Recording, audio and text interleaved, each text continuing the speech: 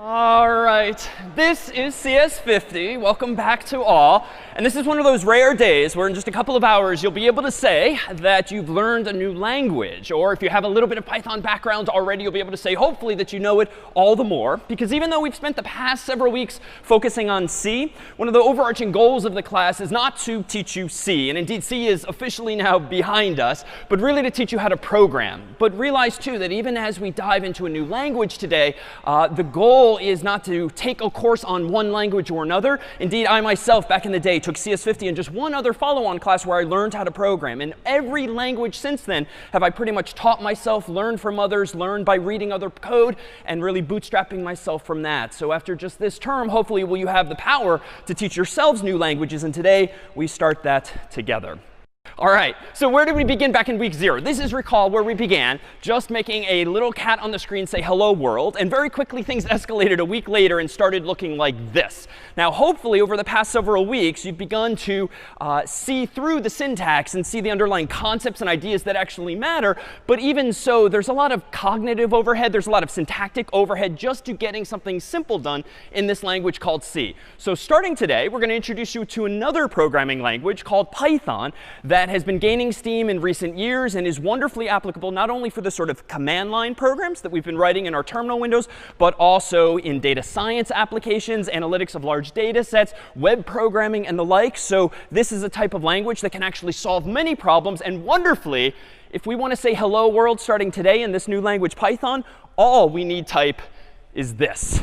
Typing the commands that you actually ultimately care about. So how do we get to that point ultimately? Well, recall that in C, we had this process of compiling our code and then running it, as with make, or more specifically, as with clang, and then running it with the file /hello representing a file in your current working directory. Today, even that process gets a little easier in that it's no longer a two-step process to write and run code. It's now just one.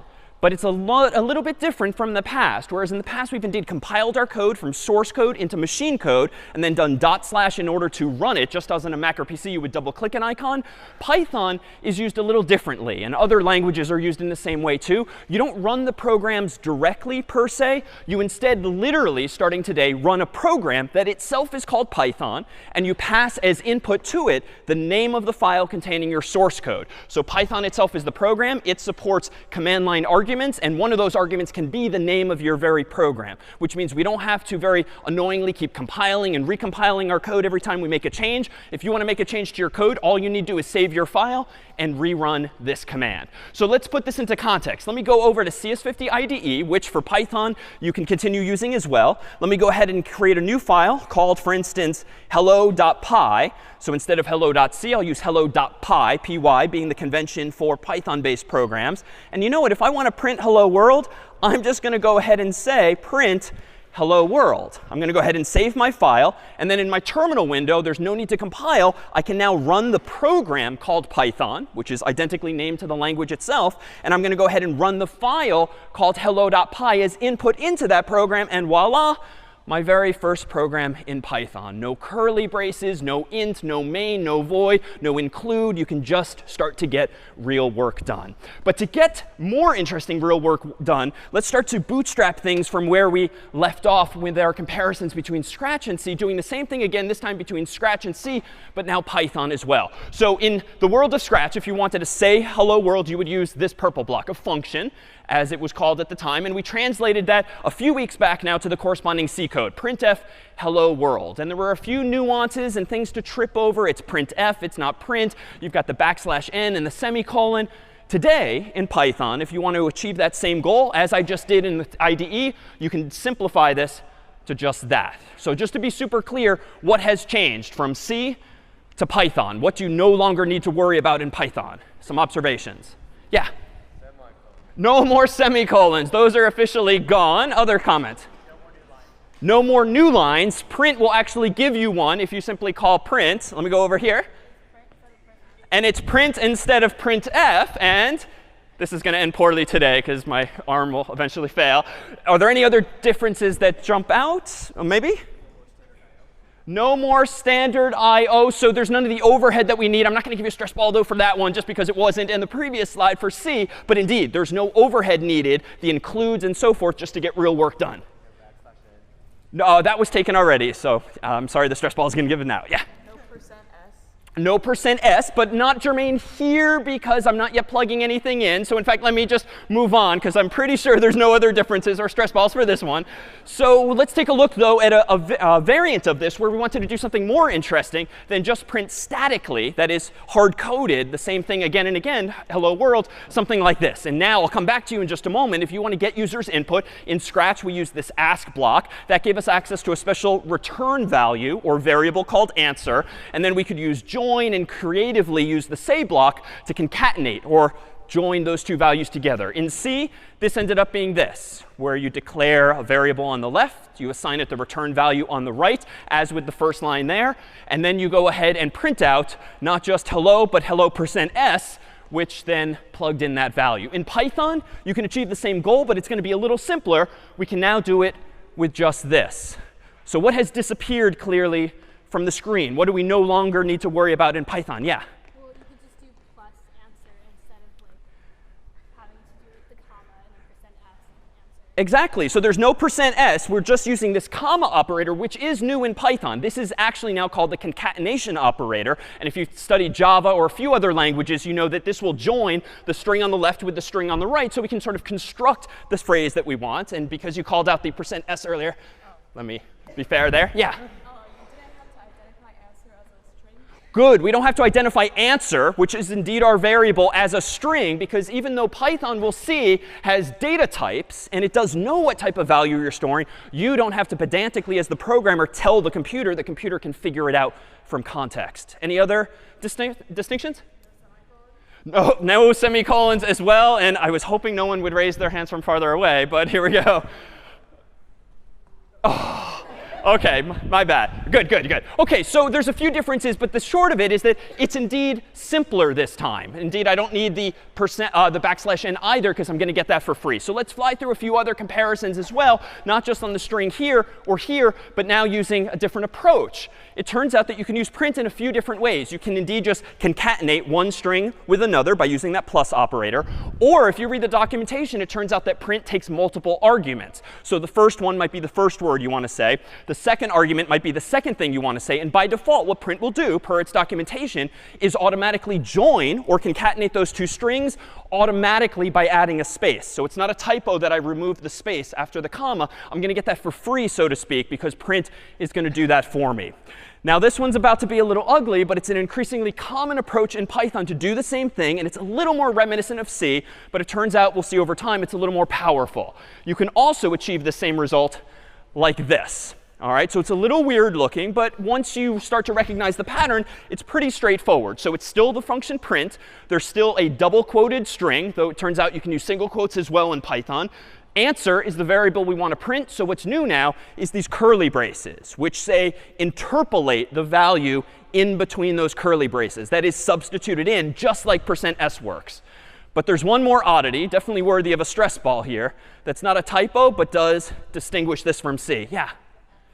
The F. And this is one of, here you go, the weirdest features of, my bad. This is one of the weirdest things about recent versions of Python in recent years. This is what's called a format string, or F string. If you don't have this weird F in the beginning of the string, immediately to the left of the double quotes, you will literally print on the screen HELLO, comma, space, curly brace, ANSWER, curly brace. And that's it. So F in front of this turns the string into an F string or format string, which tells Python, don't print this literally, plug the value in that I've placed between the curly braces. So it's pretty powerful once you pick up the convention like that. All right, let's look at a few other examples. This on the example on the left was an example of what type of programming feature? What do we call this? Thing counter, yeah. So this is just a variable. So a variable here, and let me this is getting a little easy for the stress balls. This is a variable. And in C, it corresponded to a line like this. So in Python, this too gets a little simpler. Instead of saying int counter equals 0 semicolon, now you want a variable called counter, just make it so. Use the equal sign as the assignment operator, set it equal to some value on the right-hand side, but no semicolon anymore. This on the left, for instance, was an example of Scratch updating the value of a variable by 1, incrementing it, so to speak. In C, we achieve that same result by just saying counter equals counter plus 1, semicolon, assuming the variable already existed. We could also do this in another way, but in Python, we can do this like this. It's identical, but no semicolon. But in C, we could also do it like this, counter plus equals 1, semicolon. That was just a little shorter than having to type the whole thing out. In Python, you can do the exact same thing, but it's going to look different. How? No semicolon for this one as well. What you cannot do, for better or for worse, in C, you have an even more succinct trick. What could you do in C to increment a variable? Yeah? You could do the plus plus operator after the variable's name. That does not exist in Python. Here we go. That does not, it exists in Python. It's simply not in the language. So you have to start using this approach to be the most succinct. Well, what else do we have in Python? Here is, in Scratch, an example of a condition that only if x is less than y does it say something on the screen like this. In C, a little ugly at first, but you've probably gotten used to this after multiple weeks of coding in C. Now in Python, this is going to get simpler too. The semicolon's definitely going away. The \n is definitely going away. Printf is about to become print, but also going away is most everything else. So there's no curly braces anymore. There is now a colon after the condition, or the Boolean expression there. There is necessary indentation. So those of you who have been a little loose with style 50 and favoring instead just writing all of your code over on the left-hand side of the terminal, that has to stop now. Even if style 50 hasn't broken, you have that habit already. Python is sensitive to white space, which means that if you want to use a condition and execute code inside of that condition, it must be indented consistently. By convention, 4 spaces, and it should always be 4 spaces or 4 more spaces and so forth. The curly braces, though, are now gone. How about something like this? If we have an if-else statement, just like we did in week 0, in week 1, we translated that to C as such, introducing if and else this time. That too gets simpler. Now it can be distilled as this. The curly braces are gone. The \n's are gone. But we've again added some colons, and some explicit indentation that's now matters all the more. How about an if, else? So a 3-way fork in the road, if you will. In C, you just continue that same logic, asking if, else. Python's not only going to get more succinct, it's also going to get a little weird, but not a typo. What jumps out at you here with Python that seems a little misleading? Yeah. Yeah, so else if was apparently too laborious for humans to type. And so now in Python, that's just elif, E-L-I-F, but it means exactly the same thing. All right, how about this? This is a loop in Scratch. It does something forever. This wasn't super straightforward to convert to C, because in C, you don't really have a forever block. But we did decide that you can use while and just say true, true being a Boolean value that evaluates always to true by definition. So this would print out hello world forever. In Python, it's almost the same. But in Python, it's going to look like this. So the curly braces are gone. The semicolon is gone. The hand is already up. What's different here? I have a question about if. Sure. What's a question about if? We didn't use curly brackets to close the if. So like, we just indent back to close the if? Correct. You don't, because we don't have curly braces, it's not necessarily obvious at first glance where the code you want to execute conditionally begins and ends unless you rely on the indentation. So if you wanted to do something outside of the condition, you just unindent and move on your way. So it's identical to how you should have been writing C code. There's no curly braces, but now the indentation matters. So back to the for loop here. This will loop infinitely in C. In Python, I claim it looks like this. And the only new difference here that's worth noting is what? True is capitalized. Why? Just because. But in Python, the 2 Boolean values, true and false, are indeed capitalized as here. All right, so let's finish out with a few more blocks. Recall that we implemented a coughing cat early on. And this is how you might do that 3 times specifically. In C, you can do this in a couple of ways. And the first way we proposed in week 1 was that you give yourself a counting variable like I, but you could call it anything. And then you do something while I is greater than some target value like 0. And then you go ahead and cough again and again and again, on each iteration decrementing, that is decreasing the value of I, and then keep checking that condition. So in Python, we can do pretty much the same thing. This converts pretty tightly to just this, which is pretty equivalent, except for the semicolons, the curly braces, and so forth. Noting this time, that we have the colon after the word while. But you can do this in another way. And indeed, we implemented it using a for loop, which is probably something you've gotten pretty familiar with and hopefully pretty comfortable with by now. These don't map directly to Python. You can do the same thing, but it's actually a little easier, at least once you get used to it. So here we had a variable called I incremented to 0. It kept getting incremented by a 1 up to, but not including, the value 3. And on each iteration, we printed cough, thereby achieving 3 coughs on the screen. In Python, we can change this to the following. You still have the keyword for, but there's no parentheses, there's no semicolons. And you a little more casually say for I in the following list of values. So in Python, square brackets represent what we're going to start calling a list. It's pretty much the same thing as an array, but with many more features. You can grow and shrink these lists in in Python. You could not do that in C. And so in this case, this is on the first iteration going to set I equal to 0, and it's going to cough. It's then going to automatically set I equal to 1, and then cough. It's then going to set I equal to 2, and then cough. And even though you're not doing anything with the value of I, because there's 3 values in this list, 0, 1, 2, it's going to cough 3 times. But there's a way to do this even more succinctly. Because how would you implement this same idea if you wanted to cough 10 times or 50 times? I mean, that would get pretty atrocious if you just had to make a really big list with 0 through 49. You don't have to. There's a special function in Python called range that does that work for you. If you want to iterate 3 times, you literally say range, open paren, 3, close paren. And what that's going to do for your code is essentially hand you back 3 values from 0 to 1 to 2 automatically without you having to hard code them or write them explicitly. So now if you want to call 50 times, you just change the 3 to a 50. You don't have to, of course, declare everything with square brackets. So this is a very common paradigm then in Python for loops. Well, what about types? Even this world gets a little simpler. These were the data types we focused on in C, but a bunch of them now go away in Python. We still have bool, like the capital true and false. We still have ints and floats, it turns out.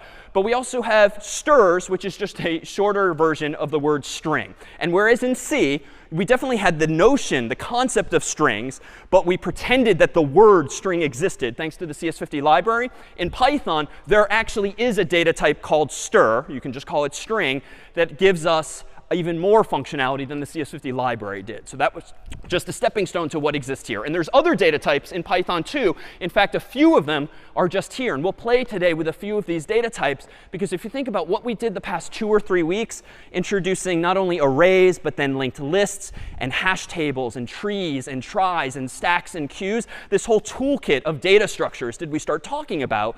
In Python, wonderfully, if you want a hash table, it comes with the language. If you want a linked list, it comes with the language. No more pointers, no more creation of those low-level data structures yourself. You can just use them out of the box. So here's a list then to summarize some of the more powerful data types we get in Python that we did not have in C unless we wrote them ourselves. You can have a range, like we just saw, which is just a sequence of numbers, like 0, 1, 2, or anything else. We can have a list, which is a sequence of mutable values, which is a fancy way of saying they are values that can be changed. Mutable, like mutation, just means you can change those values. So you can add to, remove, and replace the values in the initial list. A list then in Python is like an array in C, but that can be automatically increased in size or decreased in size. You don't have to do all of that malloc or realloc stuff anymore.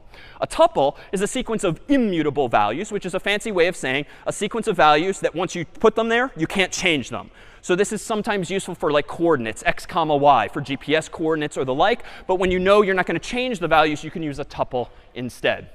Dict, or dictionary, is a collection of key value pairs. And this is the abstract data type, to borrow a word from a couple weeks ago, that underneath the hood is implemented with the thing we called, and you built for pset 5, a hash table. So Python comes with hash tables. They're called dictionaries, abbreviated dict in the language. And this simply will allow you to, if you want a hash table, just declare it, just like you would an int or a float. There's no more implementing that yourself. And then lastly, at least among the ones we'll look at today, a set is a collection of unique values. You might recall this term from a math class. So this is just a collection of values. But even if you put multiple copies of the same value in there, it's going to throw the duplicates away for you, which is just sometimes convenient. And there's other data types too, but that's more than enough to get us started today. Indeed, everything we're going to look at today ultimately is derivative of the documentation. And Python's documentation is very thorough, but I will disclaim it's not super user-friendly. And so starting this week and beyond in really any language,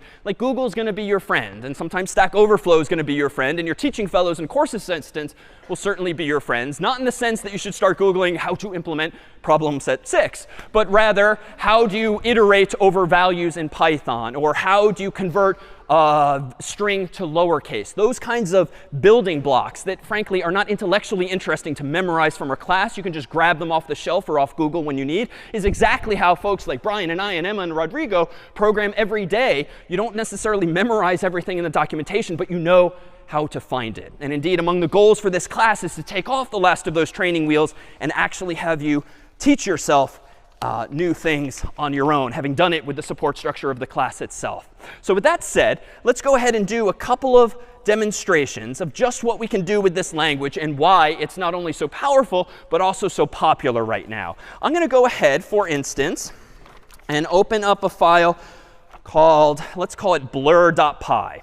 And blur.py might be reminiscent of what we did a few weeks back in pset4, where in C you implemented a set of filters, and blurring an image was one of them. And let me go ahead and open up the image here, for instance.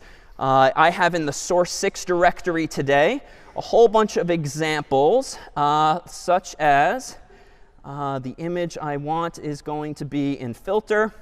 This was the one we looked at some weeks ago. So we had this nice picture of Weeks Bridge down by the river, and it's super pristine, nice and clear, because it's a very high quality photo. But let's try to blur this, in this time using Python. So I'm going to go over to blur.py, and I'm going to go ahead and do the equivalent in Python of including some library or some header files. But you don't say include in Python. You instead say import. And I'm going to say from PIL, which is like the pillow library, I'm going to go ahead and import something called an image and an image filter. I only know these exist by having read the documentation for them and knowing that I can include or import those special features. And let's go ahead and do this. I'm going to go ahead and open up the image as it stands now, and I'll call that before. So I'm going to go ahead and open an image called bridge.bmp. And then I'm going to go ahead and, after that, say, you know what, go ahead and run the before image through a filter called image filter, specifically image filter.blur. And then after that, I'm going to go ahead and say after save, quote unquote, out.bmp, and I'm going to save my file. So once this has been read here, there we go. Once this has been saved here, now I'm going to go ahead and do the following. Let me go into my file directory here. Let me open my terminal window here. Let me go ahead and grab a copy of this from my source6 directory here, which is in my filter subdirectory today, bridge.bmp. And let me go ahead now and run Python blur.py. So I'm going to go ahead and hit enter now. Notice that another file was just created in my directory here. Let's go ahead and look at the nice pretty bridge, which is where we started. Let me shrink my terminal window here. Let me open now out.bmp. And voila, blurred. Before, after, before, after. But what's more important, 3 lines of code. So that's how you would implement the same thing as pset4's blur feature in Python. But wait, there's more. What about pset5? pset5, recall, you implemented a hash table. And indeed, you decided how to implement the underlying linked list and the array and so forth. Well, you know what? Let me go ahead and create another file, this time in Python. Wasn't allowed 2 weeks ago, but is allowed now. And I'm going to go ahead and implement this how? Well, I had a few different data structures to choose from in Python, dict for dictionary and list and range and so forth, and then also set. And I could use dict or dictionary, but I'm actually going to use set because what really is a dictionary? It's a set of unique words. So I'm going to use something called set. So I'm going to go ahead and give myself a variable called words, and I'm going to initialize it to an empty set, if you will, just a container that can grow to fit values. But just in case I screw up and put duplicates in there, that's OK. The set is going to get rid of them for me.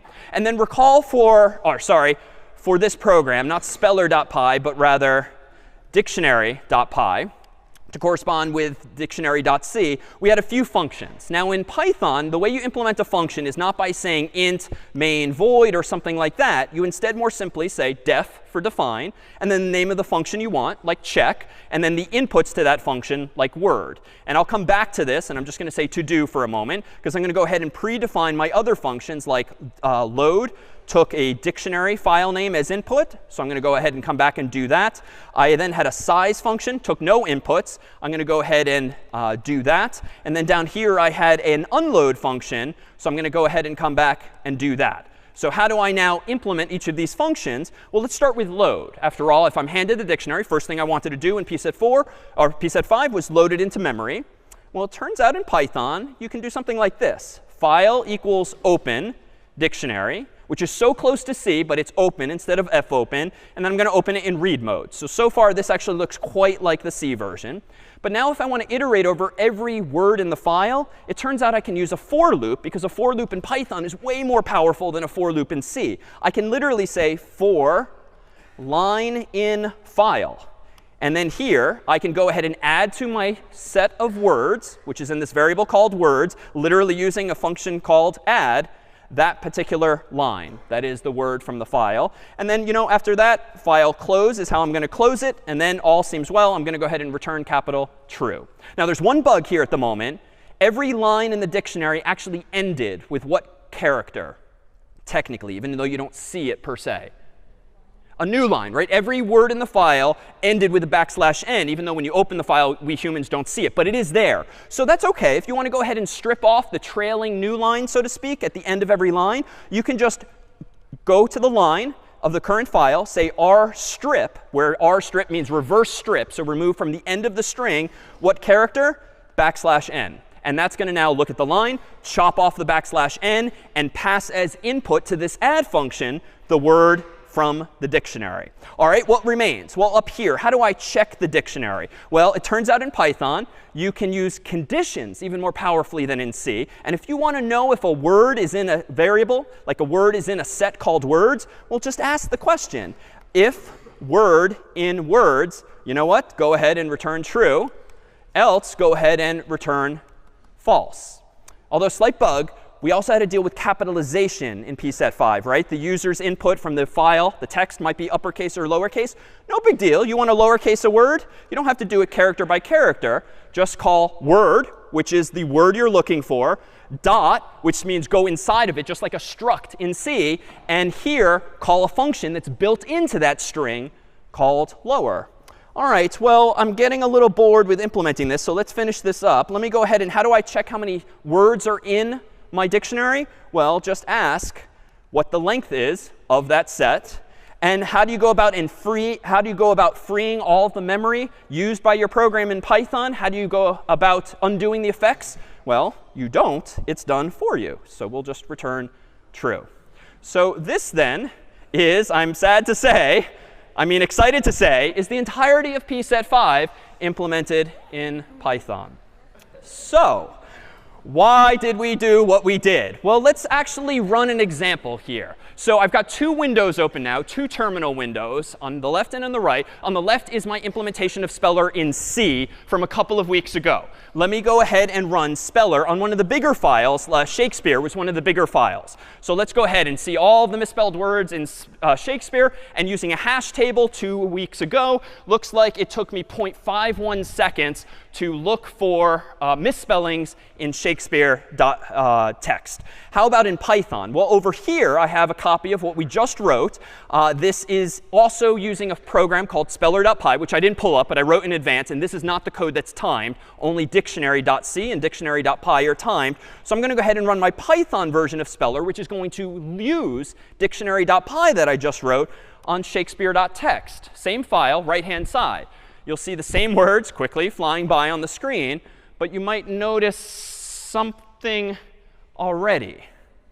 So there's always a trade-off in computer science, and certainly in programming. There's always a price paid. Wowed as you were by how fast this is, relatively speaking, and more compellingly, how many seconds it took me to implement pset5 in Python, and presumably how many hours it took you to implement pset5 in C. That, too, developer time is a resource, a human resource, but we are paying a price. And based on the output of C on the left and Python on the right, what apparently is at least one of the prices paid? So, say again? It's slower, right? Whereas this took 0.51 seconds in C, the same problem solved in Python took 1.45 seconds in Python. Now, frankly, thinking back 2 weeks and the many hours you probably spent on PSET 5, who cares? Like, oh my God. Sure, it's 3 times slower, but my God, the number of hours it took to implement that solution. But it really depends on what your goals are, right? If you're optimizing for spending as little time as possible on a PSET, odds are you're going to want to go with Python. But if you're implementing a spell checker used every day by thousands or millions of people, for instance, on Google or Facebook or even in Google Docs and the like, you know what? You probably don't want to spend 3 times as many seconds or fractions of seconds just because it's easier to write it in Python, because that 3 times increase might cost your users more time. It might cost you 3 times as much hardware. It might cost you 3 times as much money to buy 3 times as many servers to do the exact same work. So again, this is going to be representative of the types of trade-offs in programming. But my apologies for not mentioning this 2 weeks ago.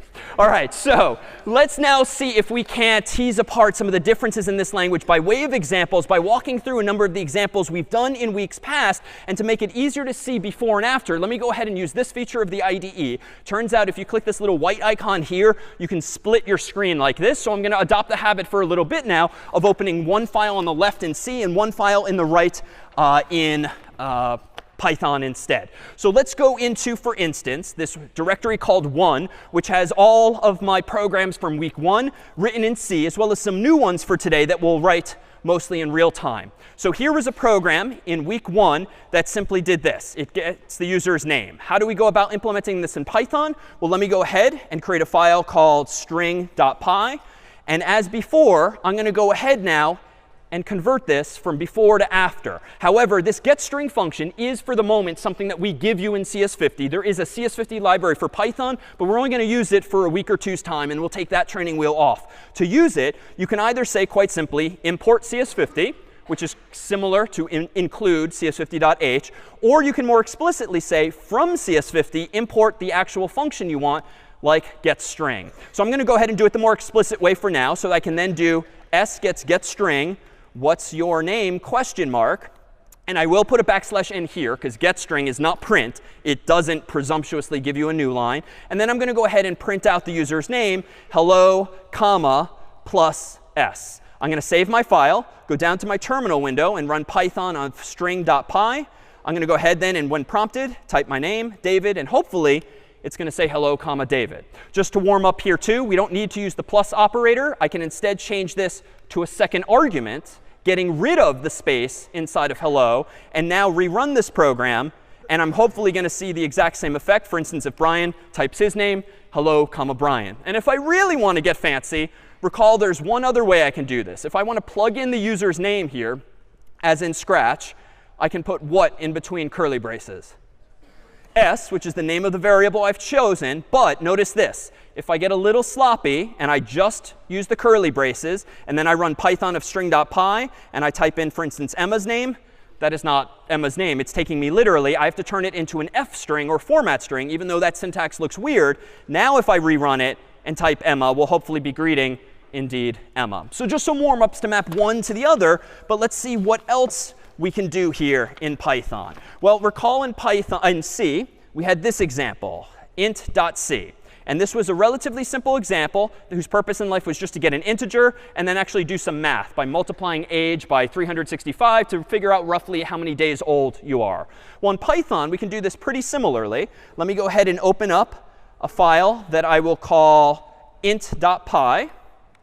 And on the top of this file, I'm going to do from cs50 import getInt, because that's the function I want to use this time. I'm going to go ahead and get the user's age with getInt and say, what's your age, \n. And then I'm going to go ahead and print out, not printf, but print out the same thing as last time. You are at least, let me go ahead and give this a little more room. You are at least, I'll come back to this, something days old, period. So how do I now do this? Well, it turns out that you can plug in not just values, but expressions. I can actually say age times 365 inside the curly braces. So I don't need to therefore give myself another variable or use any commas. But, of course, I'm missing one thing still. the F to make this a format string. And you'll notice the IDE is smart. As soon as it notices, oh, that's a format string, it highlights in different colors the values that will be interpolated, the code inside your string that will be executed. So now if I do Python of int.py and type in my age, for instance, 50, it looks like I'm at least 18,000 days old in this case. All right, so let's see what more we have in Python. Well, it turns out we had conditions in C. Let me go ahead and open up, for instance, conditions.c from last time. And we had this program here where we prompted the user for a couple of integers, x and y. And then we just compared the two and said x is less than y, or x is greater than y, or x is equal to y. Well, this one I can type up pretty succinctly too. Conditions.py. Let me go ahead and say from cs50 import getInt. Then let me go ahead and get an int from the user, and I'm going to call it x. Let me go ahead and get another int from the user, and I'll call it, whoops, getInt. Let me go ahead and call that y. And then let's just ask the question. If x is less than y, whoops, if x is less than y, go ahead and print x is less than y. Else if, or elif, slightly more succinct, though you have to get used to it. X is greater than y. Let's go ahead and print out x is greater than y. Else, I'm going to go ahead and say by deduction that x must be equal to y. I'll save that file. I'll go ahead and run Python on conditions.py. I'll give myself two numbers just to do a quick cursory test. And indeed, x is less than y. And I trust if I keep running it, hopefully it should bear out that the rest of it is correct as well. All right, so pretty one-to-one mapping here. Let's now start to do something that's a little more interesting. You might recall from week 1, we had this simple agreement program where we prompted the user for a char. And then we asked, did the user type in y, or big Y or little y, or big N or little n? And we said agreed or not agreed accordingly, just like a program that prompts you to agree to some terms and conditions, for instance. Well, let's go ahead and create another file over here called agree.py. And do this in one or more ways. Let me go ahead and do from cs50 import get char. This is subtle, but what is there not in Python, recall? Chars. So what do you think the best approximation of a char is in a language that does not have chars per se? A string. And we'll just have to enforce on ourselves that the strings we're using are only going to be one character. So I'm going to go ahead and keep using getString for this case. And I'm going to go ahead now and prompt the user for a string. And I'm going to ask them, do you agree? Question mark. And then I'm going to ask the question, if s equals y, that would be one possibility. I'm going to go ahead and say print agreed. If s equals n, I'm going to go ahead and print not agreed, just as in the C version. So is this identical? Or what feature is missing still? Yeah, the lowercase, right? So obviously the lowercase. So you might be inclined to do, well, or s equals y. But no, in Python, if you want to say something or something else, you can literally just say or now. And in Python here, we can say or s equals little n. We can do the same here. Now, if I go ahead and run Python on agree.py and I type something like y, I seem to have agreed. If I type something like little y, oops, let's do this again. If I do it again and type little y, it should work as well. And then just for good measure, let's say no with a capital N, not agreed. So I'm checking in a couple of ways. But there's other ways you can do this, right? We've seen a hint of other features here. This gets a little verbose. I could actually say something like this. If s is in the following list of possible values, I could ask the question like this instead. And I could do the same down here. If s in capital N and lowercase n, I could similarly now determine that the user has not agreed. But now things get more powerful without getting super long and verbose. Suppose I wanted to support not just y or y, but yes or yes in uppercase and lowercase. Well, I could actually enumerate other possibilities like this. But you know what? Design-wise, I bet I can do better than this. I bet I can shrink this. And heck, I can keep going. Nope and nope. How could I improve the design of this, even if you've never seen Python before today? How could I avoid explicitly typing so many values, a few of them quite similar? Yeah? Yeah, something similar to lowercase. Recall that in C, you were able to lowercase individual characters. But just a few moments ago, when we re-implemented speller for pset5, we could lowercase a whole word. So you know what? I could just say if s dot lower. This treats s as the string that it is. But just like in C, there are these things called structs. So are the data types in Python, like strings, also structures themselves. And inside of those structures are not only values, like the individual characters that compose them, but also built-in functions, otherwise known as methods. And so you can say s.lower and just lowercase the whole string automatically. So now I can get rid of this. I can get rid of this. Although, can I? No, I probably, if I'm forcing everything to lowercase, I have to let things match up. So I'm going to go ahead and do the same thing down here, s.lower. And I'm going to check, in this case, if it's equal to little n or little no, like this. So now, if I go ahead and save that, rerun the program, and type in not just y, but maybe something like yes, I'm agreed. And even if I do something weird like this, capital Y, capital S, but lowercase e for whatever accidental reason, that too is tolerated as well. So you can make your programs more user-friendly in this way. All right, before we forge ahead, any questions on what we've done thus far or syntax we've seen? Yeah?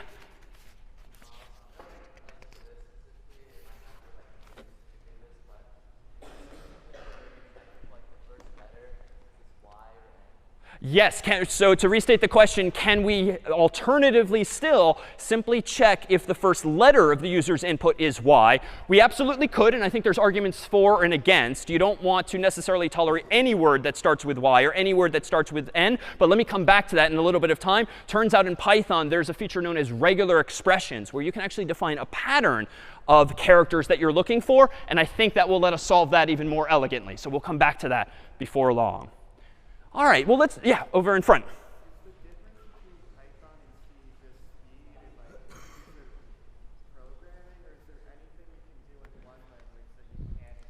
Really good question. Is there anything you can do in Python that you can't do in C or vice versa?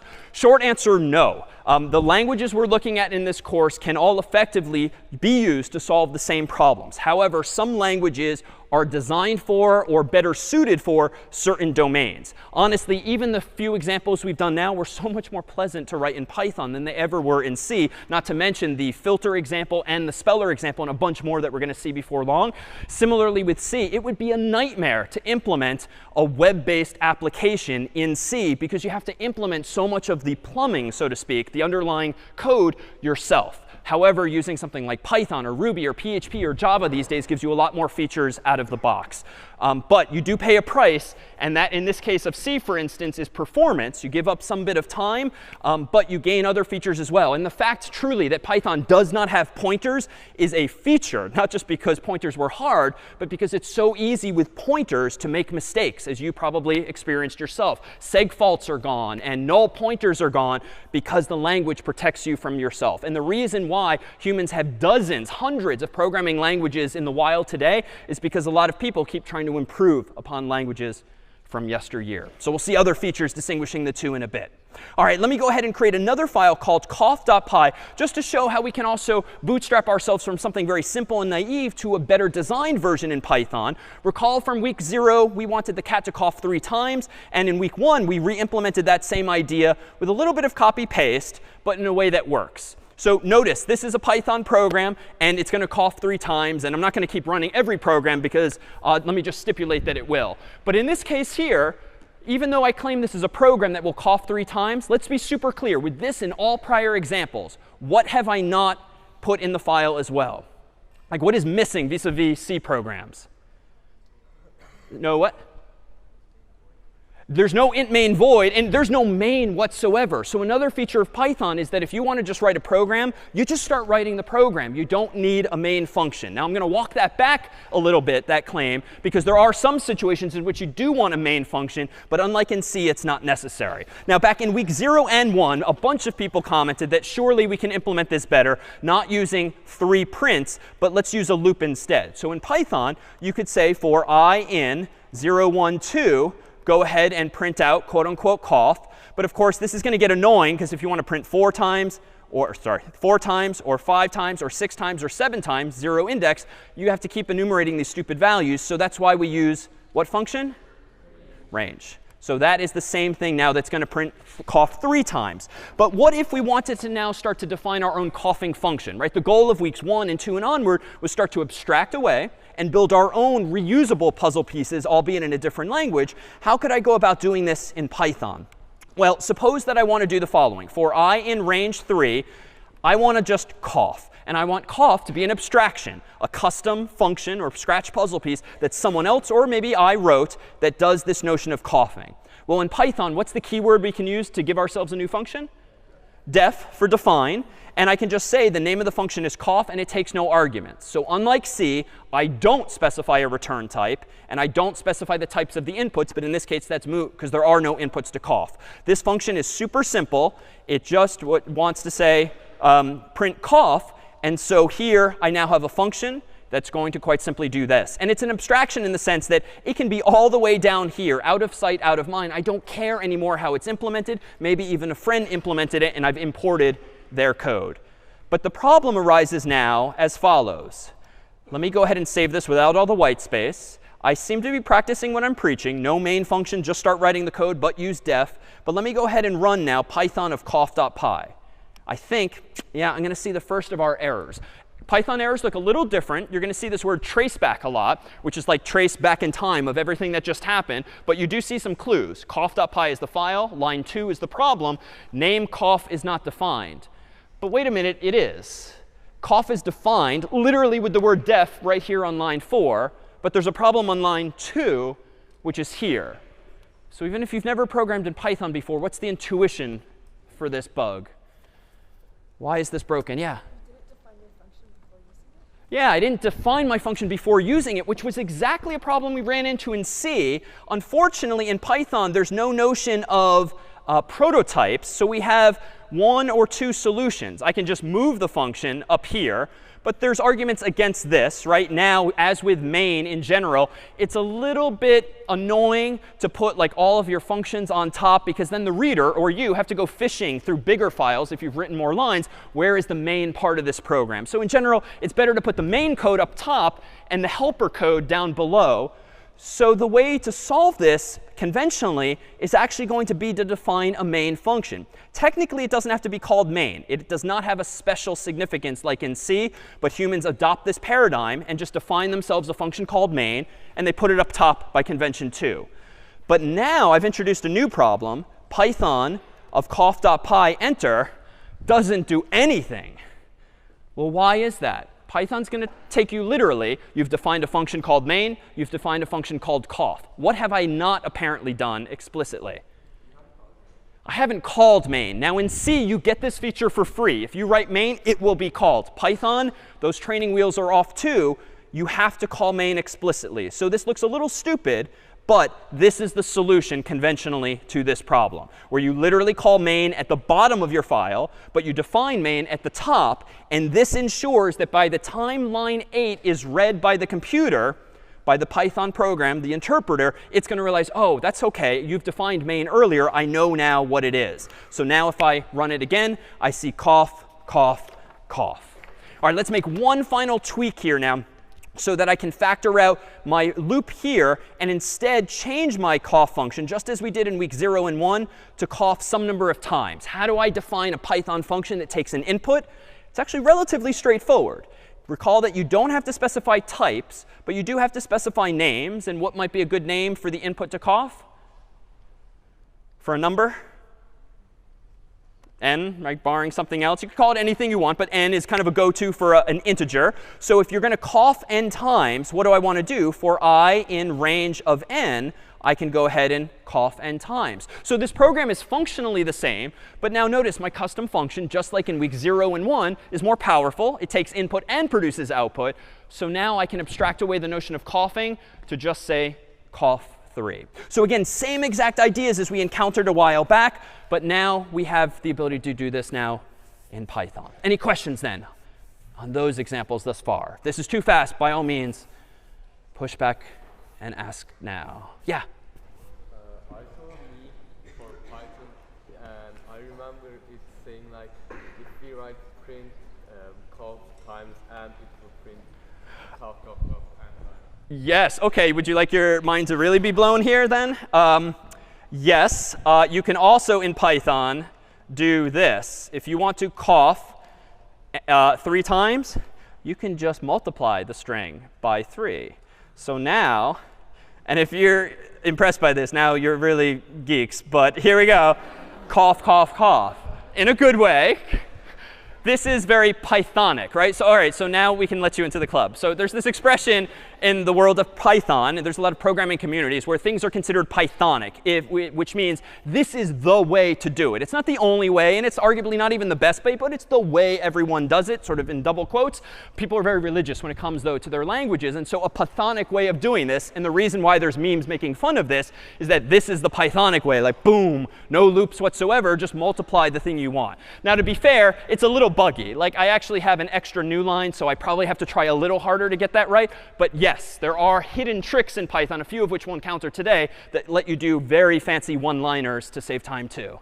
Why in some scenarios, you said that you don't need backslash, but like for this one, really good question. Why do you sometimes not need backslash n, but sometimes you do? Print is going to give us a new line at the end of what it's printing. So let me go ahead now and rerun this without the explicit backslash n. You might be able to intuitively guess, cough, cough, cough. You know, not wrong per se, but not what I intended. So that's why I need to put it back manually. Good question. Other questions on this here? All right, a few more examples from week 1 before we'll take things up to the more interesting problems from week 2 onward. Let me go ahead and split my screen once more. Let me go ahead and on the left open up positive.c, which was a program, recall, that allowed us to define a function getting a positive integer. And we used a special a type of loop in week 1 when implementing this, that of a do-while loop. Unfortunately, in Python, just as you don't have the plus plus operator, you also don't have a do-while loop, which would seem problematic for very simple ideas like this, where you want the human to do something at least once, and then maybe again and again and again. But that's OK, right? You have more than enough tools in the toolkit, both in C and Python, to do this without the more familiar, more comfortable structure. So let me write a program called positive.py. Let me go ahead and, from CS50, import get int.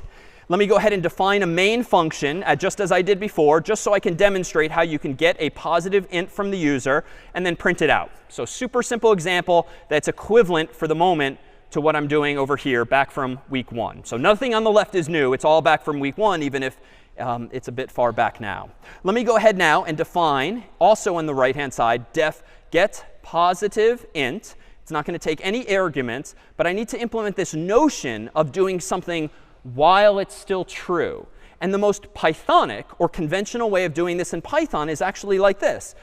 Deliberately induce an infinite loop for yourself, because you can break out of it anytime you want. So this is a common Python paradigm. Go ahead and at least once get an int from the user, asking them for a positive integer.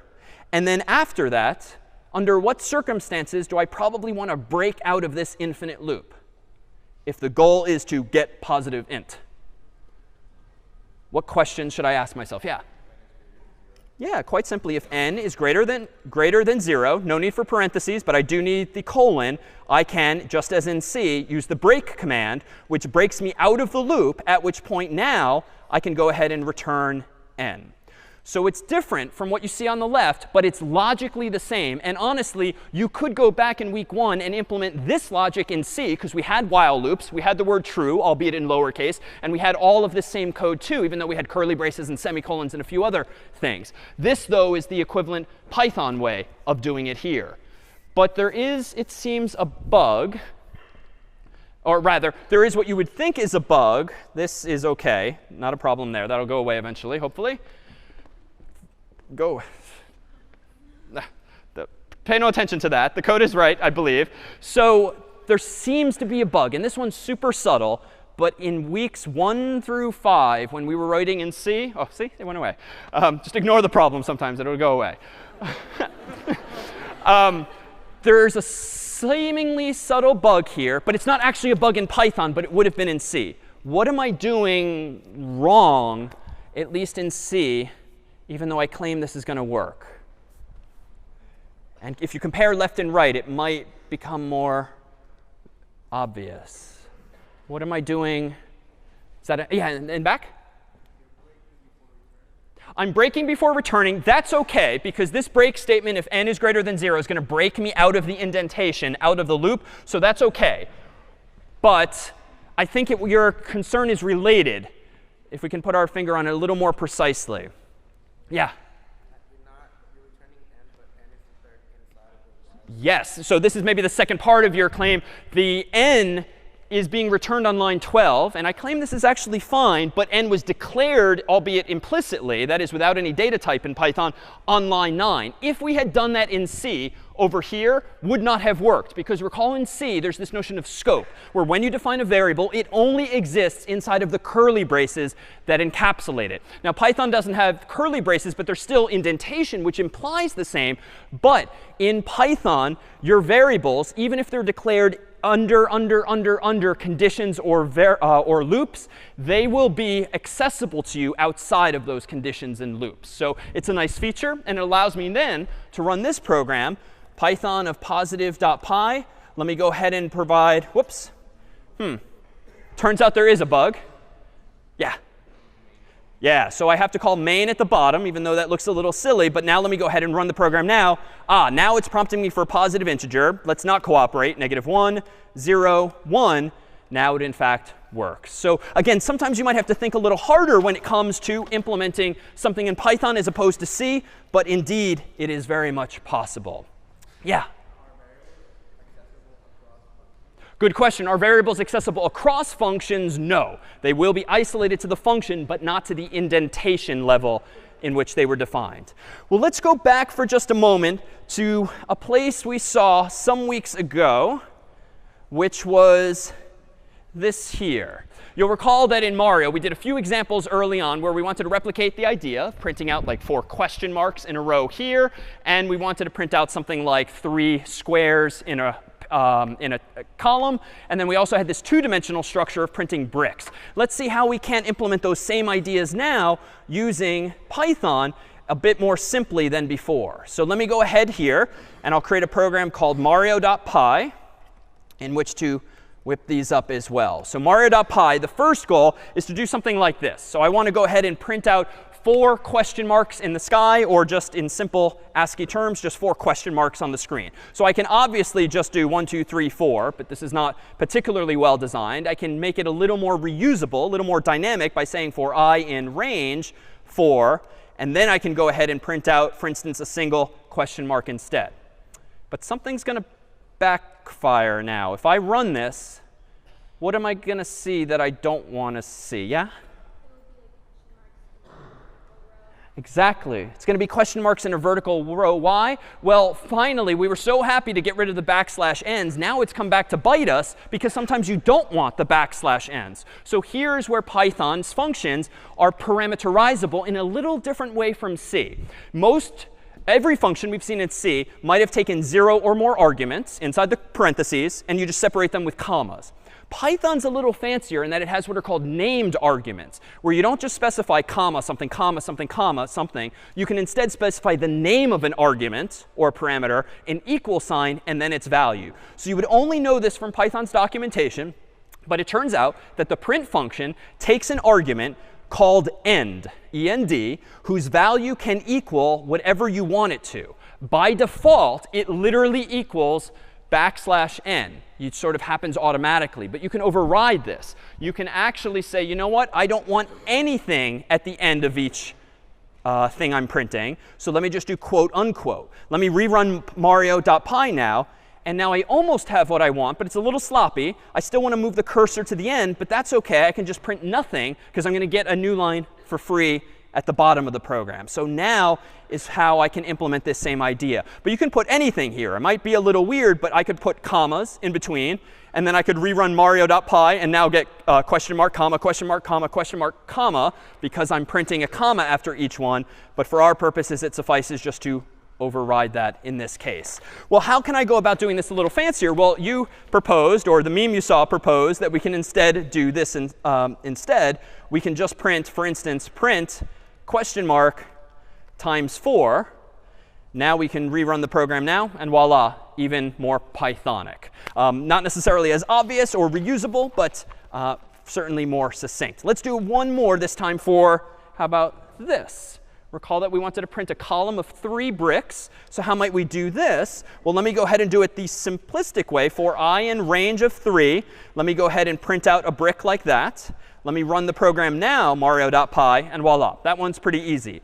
But I can actually do this a little more cleverly. If I do this, print one of these, \n times 3.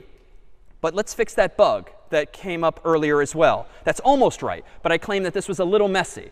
So what is the solution for fixing this bug where I'm just being a little nitpicky? I don't want this extra blank line at the end, which I'm getting for free from print itself. The blank lines, the new lines in the middle are coming from the quoted string here. What's the fix to get rid of that extra new line at the very end? Yeah. Yeah, just say end equals quote unquote. So the syntax is starting to get a little funky, right? Like it's a little harder to parse visually, but this is indeed just a paradigm we've seen before. Here is one argument on the left. Here is another argument in the right. The only thing that's different in Python is that now some arguments can have explicit names that you only know from the documentation. So now if I rerun this after saving, now I've got the effect that I actually want. Well, let's do one more with Mario here, this time to do something a little 2-dimensional and print out a brick that's like a 3x3 brick of hashes instead. Well, let's go back to my code here. And let me go ahead and do a first example in Python of a nested loop. So let me go ahead and do for I in range of 3. That gives me my rows. And then I can just do for j in range 3 also. And then in here, I can go ahead and print out just a hash mark. But I don't want to print out new lines every time. Otherwise, it's going to be a super tall column of hashes. But after I print a row, I do want to print a blank line. So I think this suffices. I'm going a little quickly here. But again, the logic is from week 1. The syntax is now from week 6. Let me run this again, mario.py. Nope, I screwed up. What did I do wrong? I didn't actually override what I intended. Yeah, over there on the left. Yeah, and the whole point of using the n parameter was to override it. So let me change it to that, and let's see what happens now. Voila, now I've implemented that same idea. Whew. I think Rice Krispie treats await us in the lobby. We'll see you in 5 minutes. All right. We are back.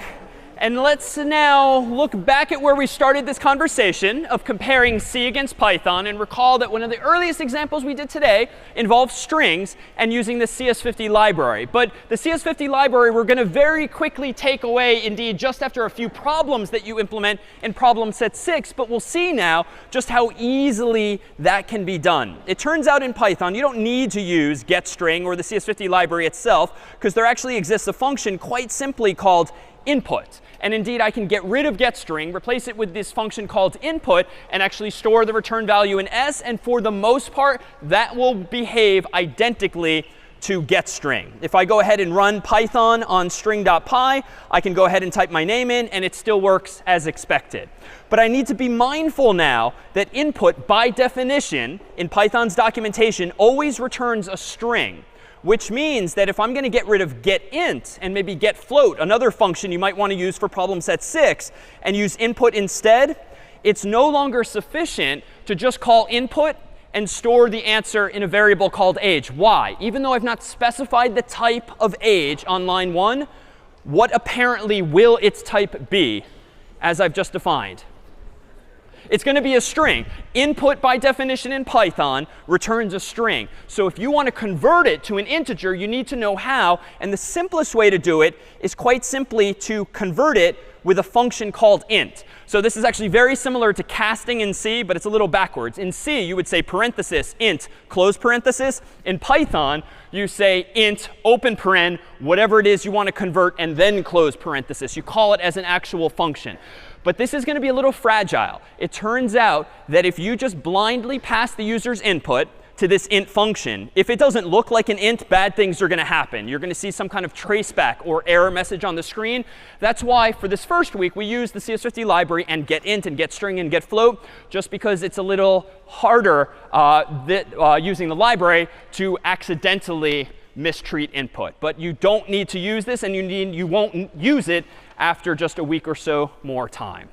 All right, a few other examples, and we'll build ultimately to some of the more powerful examples we can do even after just 2 hours of Python programming. Let me go ahead and open up, first of all, overflow.c, which you might recall from a few weeks back was a problem. Because as soon as I kept doubling and doubling and doubling an integer in C and printing it out, what eventually happened?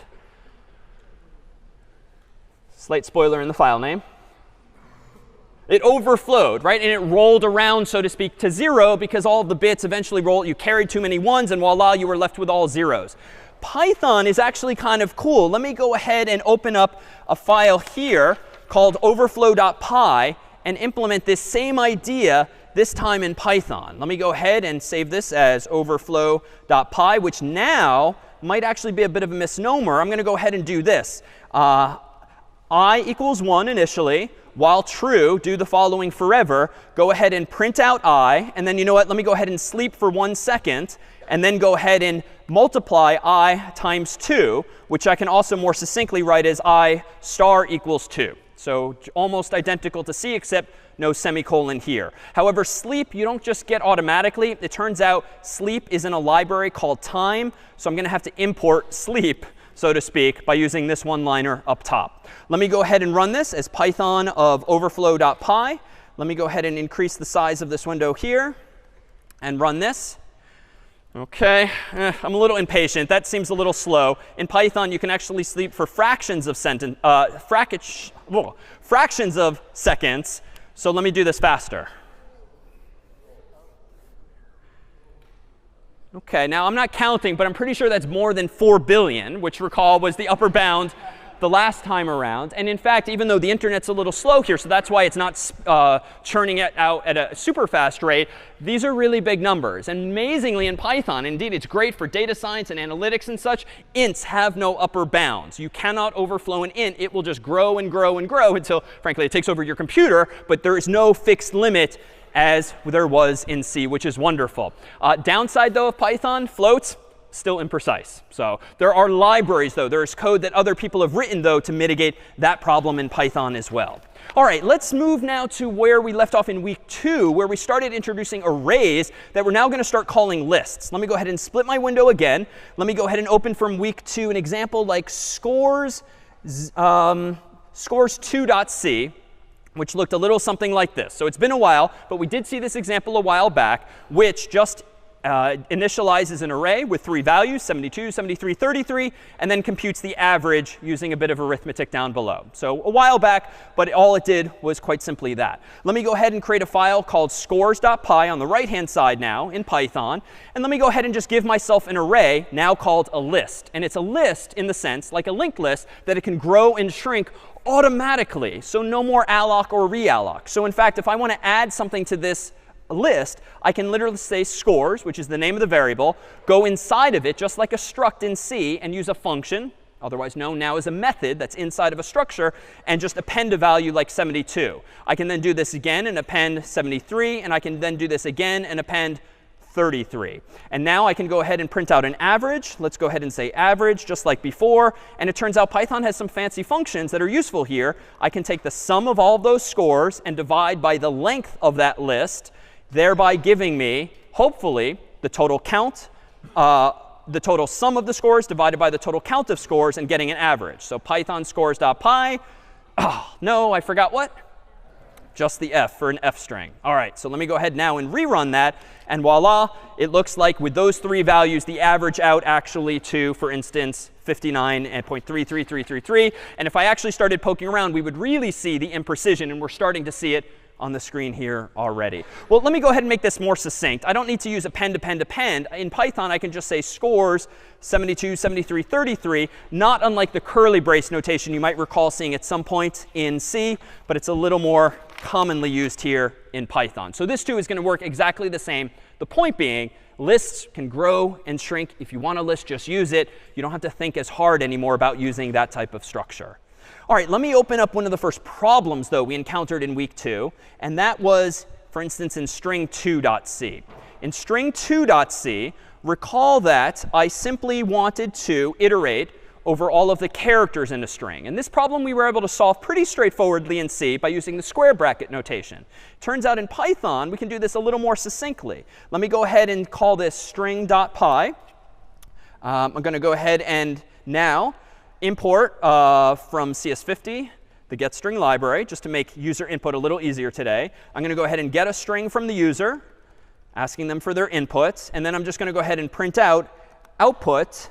And then I'm going to suppress the new line just to keep things all on the same line. And then I want to iterate now over the user's input and print it character for character. Well, in C, I did this with square bracket notation and a very verbose for loop. In Python, I can do something pretty similar. For I in range, length of s, because the length of the string is the total number of characters. If I pass that as input to range, that lets me iterate once for every character. And I can use the same notation. I can print s bracket I in Python. And let me get rid of the new line so that I only have one at the very end.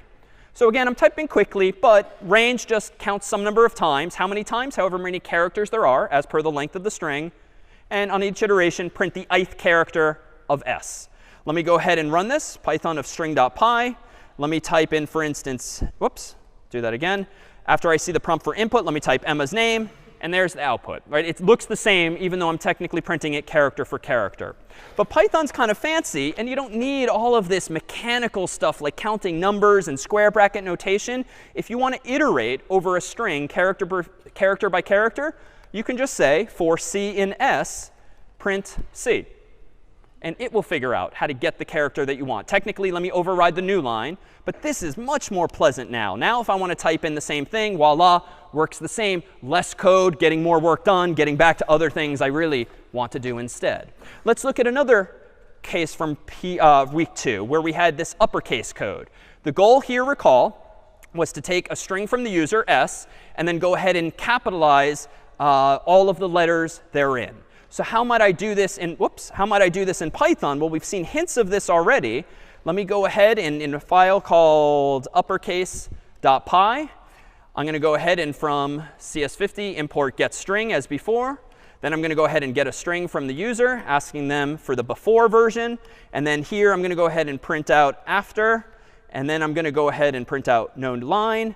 And you know what? If I want to print the string, I'm just going to go ahead and print the string dot upper and be done with it today. So now, if I do Python Python of uppercase, and let's type in Emma's name this time in all lowercase, voila, done. And you don't have to worry about getting into the weeds of each individual character. Variables of type string, like s in this case, have functions built in like upper. And we saw lower as well earlier. All right, someone asked during break about command line arguments, the things you can type after the word at the prompt. Well, it's a little weird with Python because you're running a program called Python, whose command line argument is the name of your program. But you can still provide command line arguments to your own program after the name of the file. So it's kind of offset by one, but you can nonetheless do this. So let me go ahead and open up from week 2, say argv1.c. And this is from a few weeks back. And the purpose of this program in C was just to print each command line argument one at a time. In Python today, I'm going to call this argv.py. And this is a little different. If you want to access command line arguments, you can't just use argv and argc because there is no int main void, or specifically int main argc string argv as there was in C. That's gone. But argv and command line arguments more generally are exposed to you in another library. It happens to be called sys for system. And you can literally just import argv if you want. So it's a little different, but same exact idea. And if I want to print each of those, I can say for I in range. Now, I want to say argc. My goal at hand, again, per the left, is just to print each command line argument and be done with it. But I don't have argc. And you might like to do this, but that doesn't exist. But that's OK. How do you think I could get the number of arguments in argv, the number of strings in argv? Yeah, go with your instincts. We've only seen a few building blocks today. But if argv is a list of all command line arguments, it stands to reason that the length of that list is the same thing as argc. In C, the length of something and the something were kept separate in separate variables. In Python, you only need the thing itself because you could just ask it, what is your length? So if I go ahead and do this, I can now go ahead and print out argv of bracket I. And let's see, Python of argv.py, enter. Nothing printed except the program's name. But what if I type in foo? What if I type in bar? What if I type in baz? These are just weird go-to words that computer scientists use when they need a placeholder like XYZ.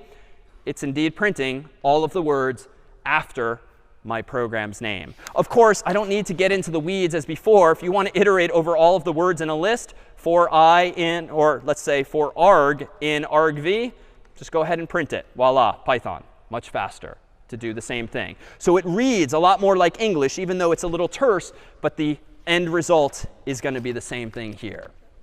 All right, a couple more quick examples just of building blocks that you might assume exist and indeed do. In exit.c a few weeks back, we just introduced the notion of returning 0 or returning 1 or some other value just to signify that something worked or did not work. This was success or failure. Python offers the same feature, but the syntax is a little different. Let me create a file called exit.py. And I can get access to both argv and exit like this. Let me go ahead and from sys import argv and a function called exit. So in Python, you don't just magically have access to functions. Sometimes you do need, as in C, to import them. And you only know this from the documentation what exists. And I'm going to do the same thing. So I wanted to say in C, if argc does not equal 2. The equivalent in Python is if length of argv does not equal 2. What do I want to do? I want to go ahead and print missing command line argument. And then I'm going to go ahead and exit 1. So whereas in C we said return 1 because we had a special main function, in Python, for now, we're just going to say exit 1. Same idea, slightly different name. Otherwise, I'm going to go ahead and print out hello placeholder argv1. So with an f string. So this one's a little faster. But just to be super clear, all I'm doing is converting from left to right. And we'll have all of these examples on the course's website if you want to look at them more slowly left and right. The only new detail here is instead of returning 1 in error, I'm going to start calling exit 1. And I have to access that function after importing it from the sys library. That's all that's different here. Returning 0 is then the same thing as exiting 0 as well. All right, what more building blocks might we like? How about, oh, this is interesting to me. Here, let's go ahead and open up names.py, or rather, let's see. Actually, let's go ahead and do this one from scratch. I'm going to go ahead and do a quick linear search style algorithm, this one called names.py. Let me go ahead and import from sys import exit, just so I can return 0 or 1 as needed. Let me give myself a list of names, just like we did a few weeks ago. Emma's, and Rodrigo, and Brian, and my own, all in caps just because, just for consistency with a few weeks back. Suppose I want to search for just one of us. And suppose this program is only searching for Emma to see if she's in a list, just as we did a few weeks back. Well, in the past, you would do like a for loop. You would iterate over every darn element in the list, checking if it equals Emma, or stir comparing against Emma. Oh my God, no. We don't need to do that anymore. If you want to know if something is in a list, just say if Emma in names, print found. And then I'm going to go ahead and exit 0 for success. And down here, I'm going to assume if I get this far, not found, and I'll exit 1. So if I run Python of names.py, enter, Emma is found. Suppose I change her name to Humphrey up here. Now it's not going to be found because Emma is not technically in the list. Emma Humphrey is in the list. So now if I rerun it, she's not found. But I have distilled into a succinct one-liner all of the logic that for weeks we've been using things like for loops for and the like. All right, any questions before now we introduce some new Python-specific capabilities? Yeah? Really good question. What would be the big O notation for doing this here? This is well documented. So if you actually read Python's documentation for each of its data structures, something like a list will give you big O of n. That is well defined. A dictionary, too, has well defined with high probability, and we'll come to that in a little bit. You would read the documentation to know exactly those things. So having familiarity with that big O notation can actually help you answer those things from docs as well.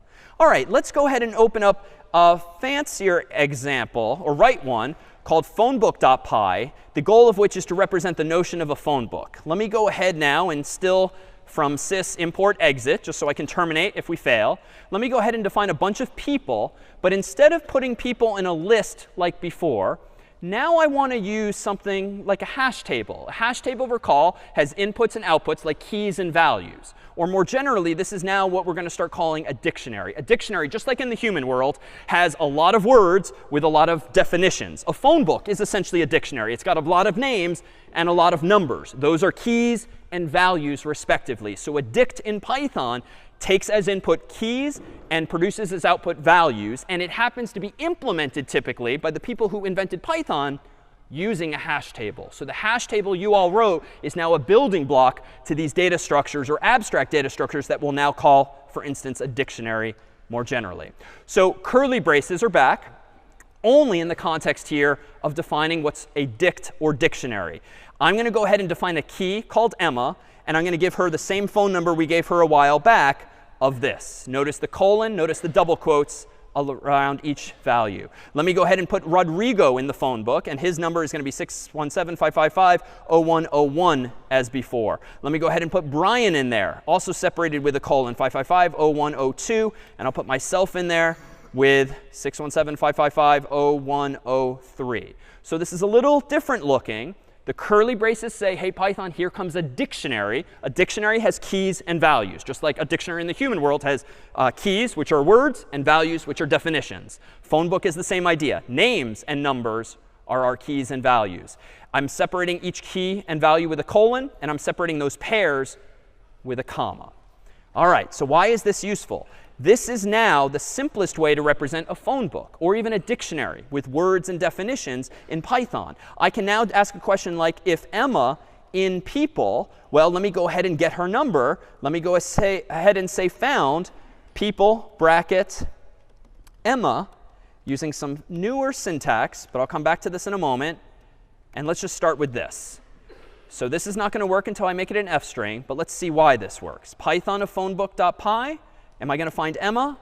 Indeed, I found her number. If I change this to myself, David, and save and rerun it.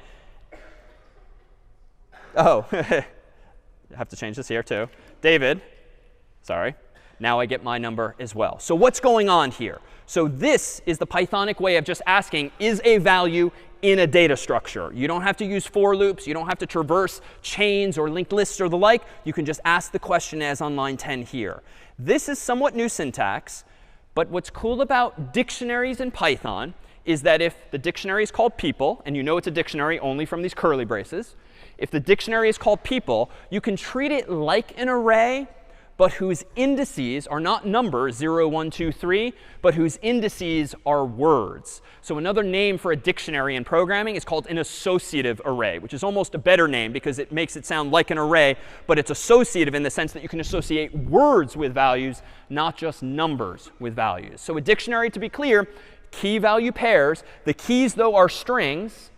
And the values are anything you want. In this case, they're phone numbers, but they could be definitions of actual English words in a dictionary. All right, and I can go ahead and clean this up too. I can change this back to Emma. And if I find her, I can go ahead and say exit 0. And if I don't find her, I could just say print not found and exit 1. But the exits aren't strictly necessary. The program will still quit. Yeah? Really good question, and subtlety that I didn't mention explicitly. The single quotes are necessary here because Python would get confused if I've got outer quotes here and outer quotes here on the beginning and end of line 11. So I'm deliberately using single quotes, which are OK in Python. You can use double or single, unlike in C, where double was strings and single was chars. There are no chars in Python, so you get to use both for either purpose. Yeah?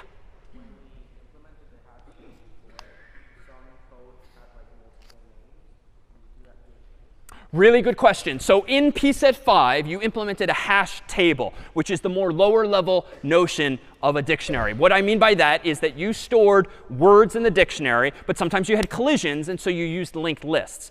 That's fine, but your check function, recall, in pset 5, only returned true or false. Is the word in the dictionary or not? The check function did not reveal any information about how long it took to find that word or how far down the chain it actually was. A dictionary is similarly an abstraction, similar in spirit to your check function. Yes, technically underneath the hood, Emma and Rodrigo, for whatever reason, might hash to the same bucket, like the buckets on stage. But all you care about is the value. The dictionary's purpose in life is to go find Emma's value for you or Rodrigo's value for you and return it as quickly as possible. The fact that it happens to lead to a linked list, maybe, is an implementation detail that is not exposed to me, the programmer who just wants to store keys and values. And that's the difference between an abstract data type like a dictionary and an actual data structure like a hash table. You use the latter to implement the former. All right, a few final examples before we now make things more real world. You'll recall from week 4, the last past week that we'll look at, we had a few problems that we encountered, for instance, with comparing strings. This is a couple of weeks back now, but recall that this example was initially problematic because you could not compare s equals t. You had to use stir compare. Why could you not just say if s equals t to compare two strings in C? Yeah? Exactly. They were pointer to chars or addresses of strings, and you would be comparing the addresses of those strings that might look the same, but they are stored in different locations. In Python, that nuance is now gone. If in Python you want to compare two strings, by God, just compare those two strings like this. Let me call this compare.py. Let me go ahead and from the CS50 library import getString. Let me go ahead and get two strings from the user, for instance, s and t. Arbitrarily as before, get string, here we go, quote unquote t.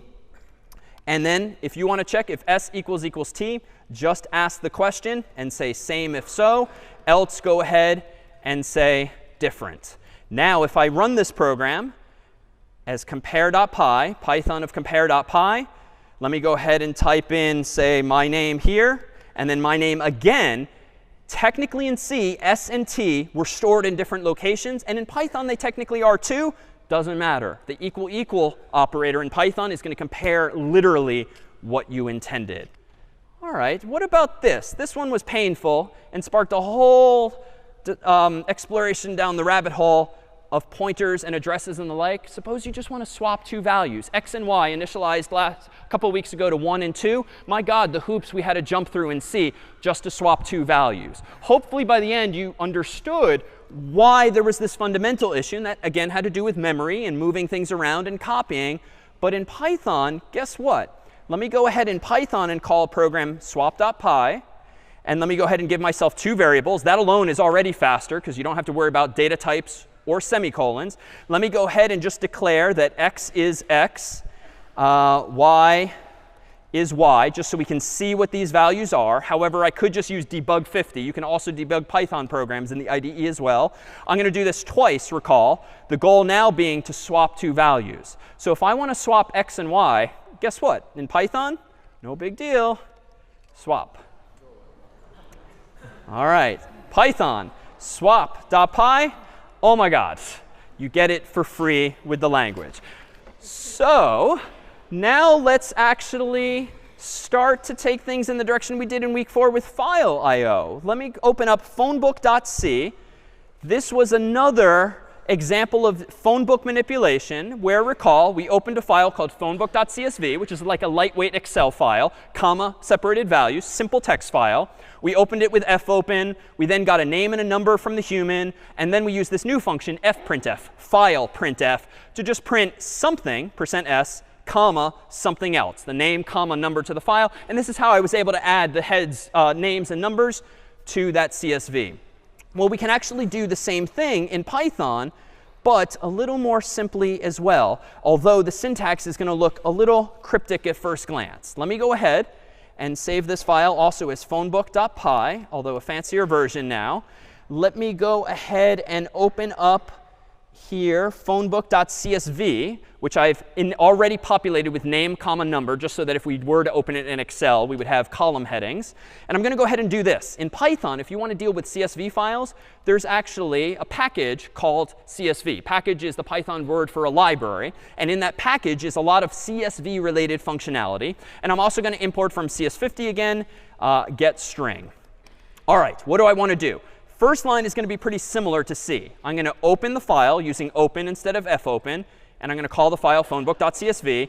And I'm going to open it in quote unquote A mode. What was A again? append. If you use W, it writes it, and we'll just keep changing it again and again. Append will keep adding to the file. So we can keep adding more TFs to the file. All right, now let me go ahead and just get a name from someone. So get string name. Let me go ahead and get their number via get string as well. Whoops. Number equals get string number. And get that from the human. And now this part's a little new. But again, this is the kind of thing that you just Google it when you forget the syntax for something like this. I'm going to declare a variable called writer, though I could call it anything I want. The purpose in life is going to be to write stuff to the file.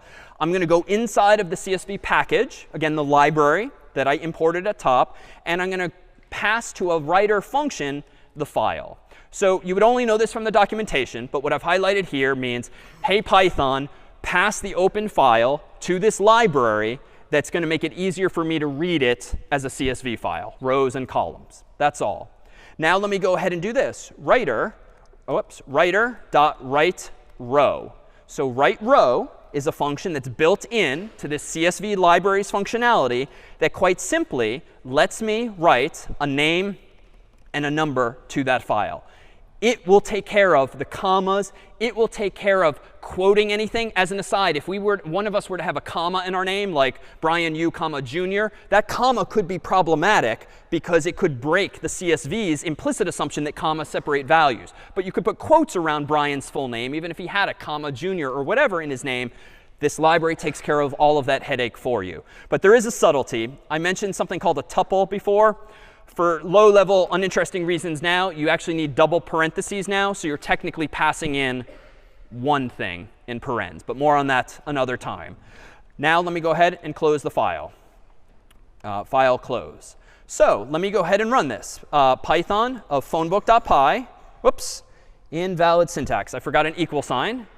And just as in C, you'll see that the red things appear sometimes when it knows what you've done wrong, but it takes a little while for them to disappear sometimes. Name, let's go ahead and add Emma, all caps just for consistency. 617-555-0100 was her number. All right, hopefully. Come on. Come on.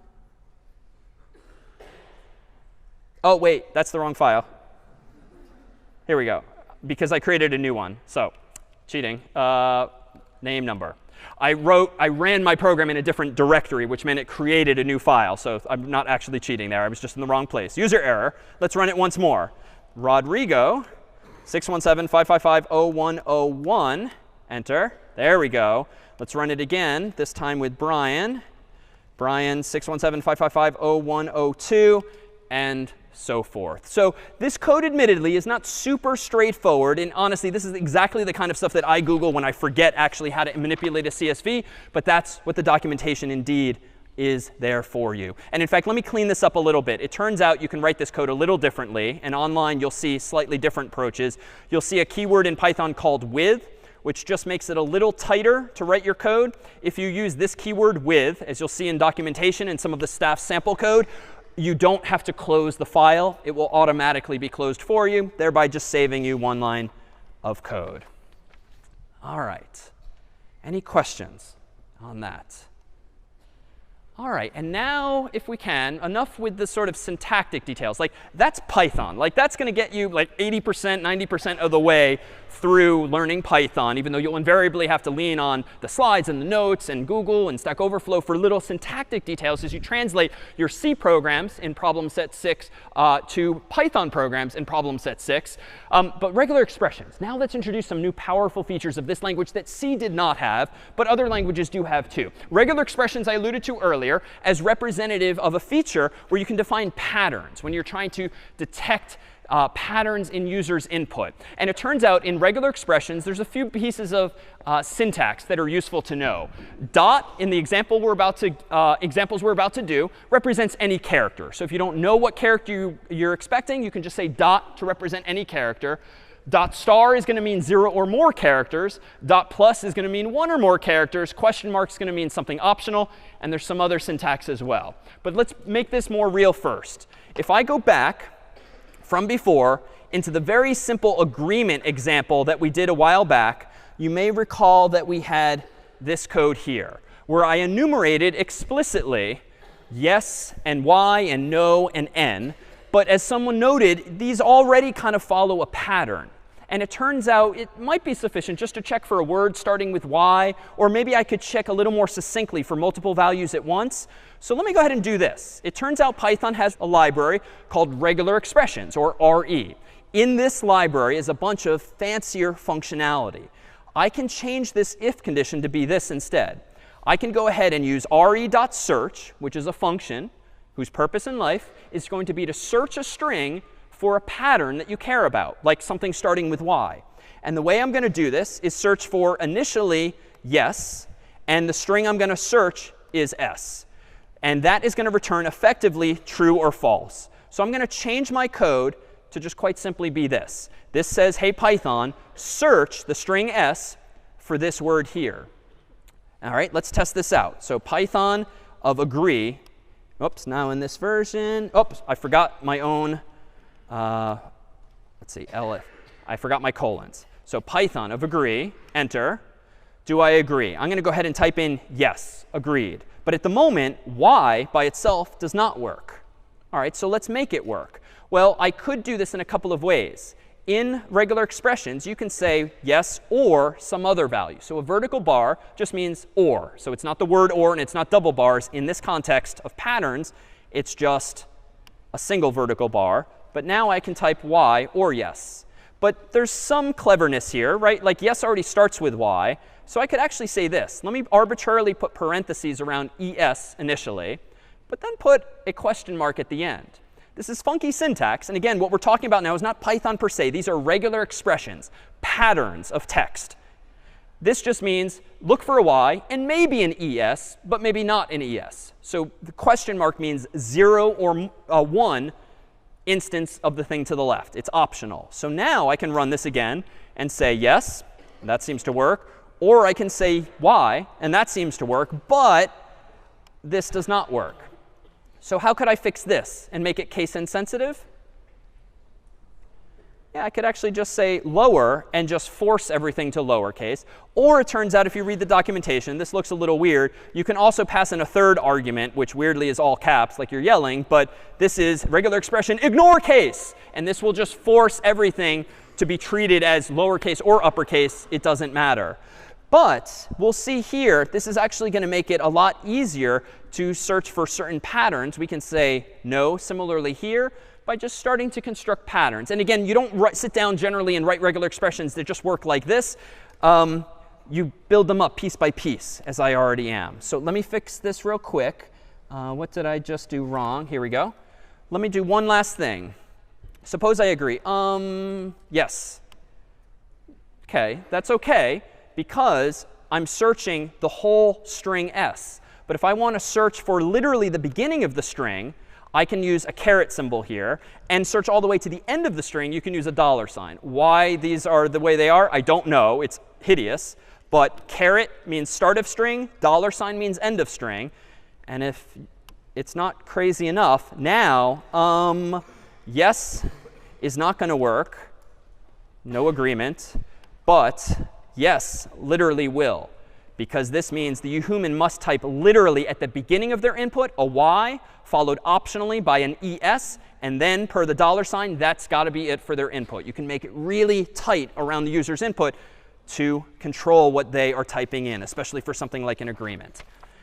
All right, so now let's do something more fun. So now that we have Python, it turns out we can do some more interesting things. And it turns out you can do these even on your own Mac or PC. I've been using the IDE all this time. But Python is even easier than C to get working on your own Mac and PC. And so indeed, before class, I literally downloaded a program called Python, installed it on my Mac, and you could do it on a PC as well, which allows me on my own Mac to use something like this terminal window in order to run Python programs on my own Mac without the IDE in the way. What this means in particular, I can use hardware on my own Mac or PC, for instance, like the microphone built in. So let me go ahead and make a program here that's going to be called, for instance, voice. Let me go ahead and open voice.py. I'm going to use a different text editing program. It's not the IDE, but it's going to let me write code. And let me go ahead and do this. Let me go ahead and get input from the user, not even using the CS50 library, but I'm just going to ask the human to say something, \n,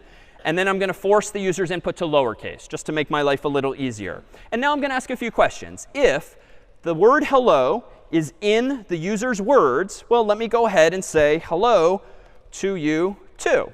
That's nice. If, for instance, how are you in words, let me go ahead and say something like print, for instance, I am well, thanks.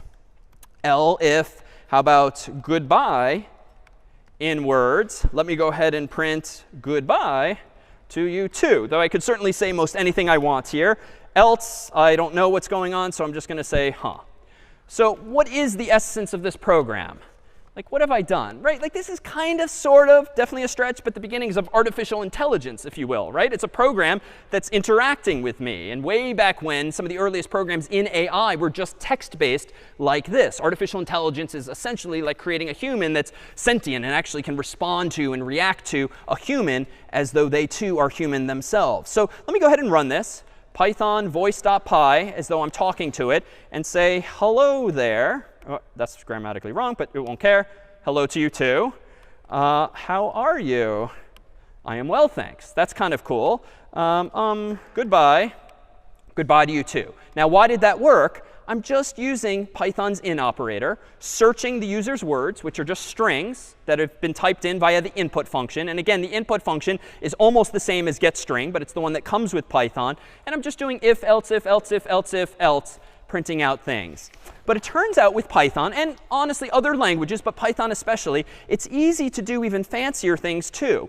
Let me go ahead and not get the human's words from the keyboard, but let me import speech recognition, which is a library that I've installed on my computer in advance. And let me go ahead and change this a little bit. Let me go ahead and say something like this. Recognizer gets speech recognition recognizer. And I literally did not know what I was doing. I was simply following the directions when I downloaded the library initially. But I learned that I can say speech recognition microphone as source. Print. Now let's go ahead and say something to the human. So they provide input. Then let me get some audio from the user. Recognizer.listen to that source, being the microphone. And then down here, I'm going to say Google speech recognition thinks you said. And then print recognizer.recognize Google audio. So it's OK if we don't understand each and every line. I didn't last night when I was sort of experimenting with this example. The key, though, is that I've imported a very powerful library that's open source and freely available, happens to talk to Google's backend infrastructure, where they implement a number of artificial intelligence features. And if I didn't screw up, let's see how this one works. Python of voices.py. Hello, world.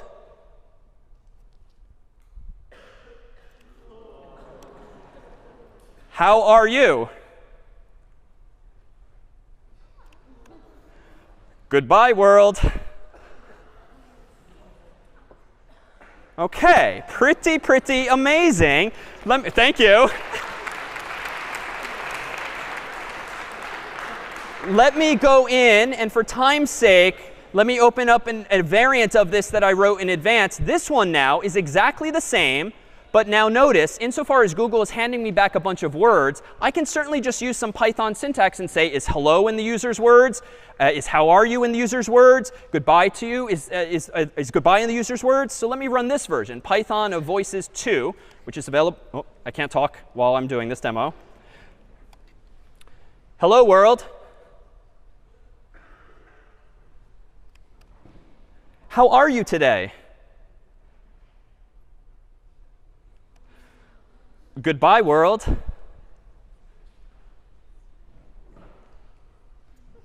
OK. Now let me take it up a notch and introduce, in this case, an example using regular expressions. So notice this, at quick glance, uses re.search, and it's searching for the words my name is, which is to say that hopefully this will detect if I have said my name is such and such. And it's then going to say, hey, to whatever matches. You can use regular expressions to extract information from input. So I'm extracting with parentheses here whatever comes after the word is. So here we go again. Python, this time of voices 3. Hello there. My name is David. Oh, now your computer is indeed sentient. Let's do something else more powerful. And I hope you'll forgive if we go like 2 minutes over today. I hope it's going to be worth it. Let me go ahead and in today's examples 2 for week 6, let me open up something like faces.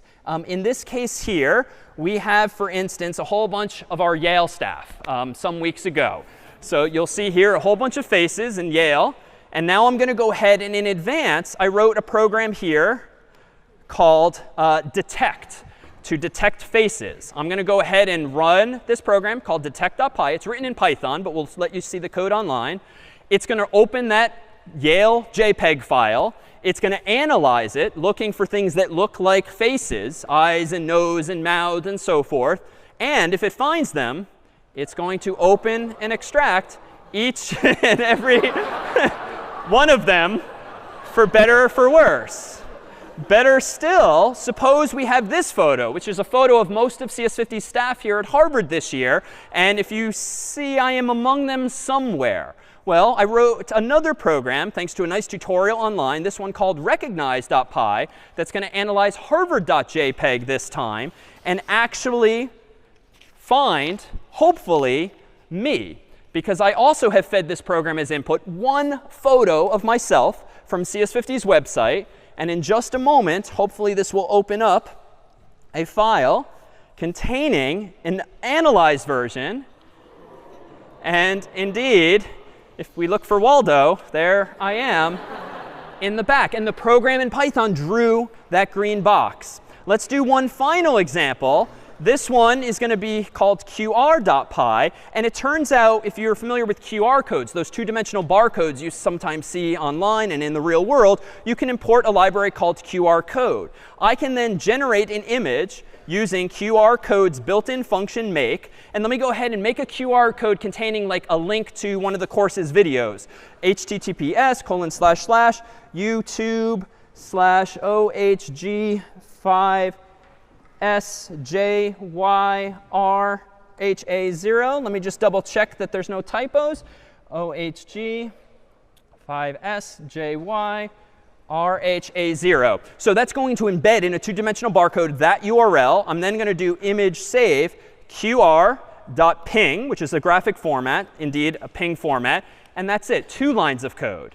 I'm going to go ahead now and run, for my final example, homemade in Python, 2 lines of code, qr.py. That was super quick. And if I now go into my directory, you will see qr.ping. And if you'd like to take out your iPhone or Android, open your camera, point it at the code. You might need to zoom in. Hopefully this will work.